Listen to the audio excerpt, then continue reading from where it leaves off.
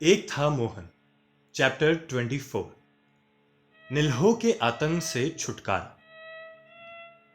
गांधी जी के पीछे एक बैलगाड़ी चलती हुई आती थी।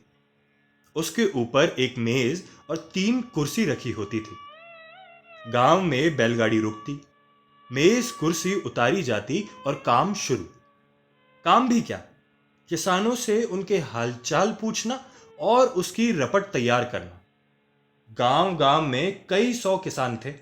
काम धीरे धीरे होता। बैलगाड़ी पर लदी ये मेज कुर्सी गांधी जी को अंग्रेज सरकार ने दी थी। साल था 1917, यानी ठीक 100 साल पहले की बात है ये। गांधी जी बिहार के चंपारण जिले में आए थे, वहां के किसानों की बदहाली पर ध्यान खींचने के लिए। यहां के जमींदारों पर इतना कर्जा चढ़ गया था कि उन्होंने गांव के गांव अंग्रेज व्यापारियों को सौंप दिए थे। ये व्यापारी किसानों से नील की खेती जबरदस्ती करवाते थे, इसीलिए नील्हे कहलाते थे। नील की खेती हमारे यहां बहुत पहले से हो रही है। इससे रंग निकालकर कपड़ों की रंगाई होती है। पर अब नील्हे यहां से नील खरीद कर उसे विदेश में बेचते थे, बड़ा मुनाफा कमाते थे। किसानों को नील की खेती में नुकसान होता था, क्योंकि उन्हें फसल नील्हों द्वारा तय की गई कीमत पर बेचनी पड़ती थी। यही नहीं, अगर कोई किसान नील के अलावा कोई दूसरी फसल लगाता तो उस पर लगान दुगना हो जाता। मार पिटाई, जमीन जायदाद की नीलामी, ये आम बातें थी।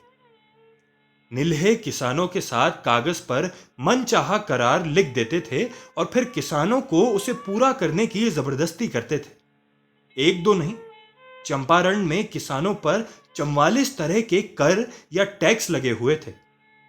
अंग्रेज नील्हों के दमन के सामने किसान तिलमिला रहे थे।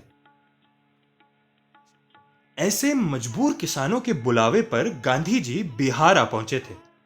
वे सोचकर आए थे कि 1-2 दिन में काम पूरा हो जाएगा। लेकिन जब उन्हें समझ में आया कि चंपारण के किसानों के मन में गोरहे नील्हों का कितना आतंक था, तो उन्होंने तय किया कि ये जबरदस्ती रोके बगैर वहां से जाएंगे नहीं। लेकिन इसे रोकेंगे कैसे? कोर्ट कचहरी में तो मामले बहुत से चल रहे थे। गांधी जी ने कहा, न्यायालय से बात नहीं बनेगी। किसानों के मन से नील्हों का डर निकालना होगा। गांधी जी जब चंपारण पहुंचे तो अंग्रेज सरकार ने उनके वहां आने पर मनाही लगा दी। उन्हें गिरफ्तार किया गया और जज के सामने पेश किया गया। दक्षिण अफ्रीका में जेल जाने की आदत तो गांधी जी को पहले ही पड़ गई थी। इससे अंग्रेज अफसरों को पता चल गया कि गांधी जी हिंसा नहीं, साधारण किसानों की समस्या का समाधान चाहते थे। किसानों ने देखा कि अंग्रेजों से डरने की जरूरत नहीं है। कचहरी में मजिस्ट्रेट को उलझन हुई। सरकारी वकील मामला टालना चाहते थे, पर गांधी जी तो पहले ही अपना अपराध स्वीकार कर चुके थे, सजा के लिए तैयार थे। बाहर हजारों की संख्या में किसान इकट्ठा थे।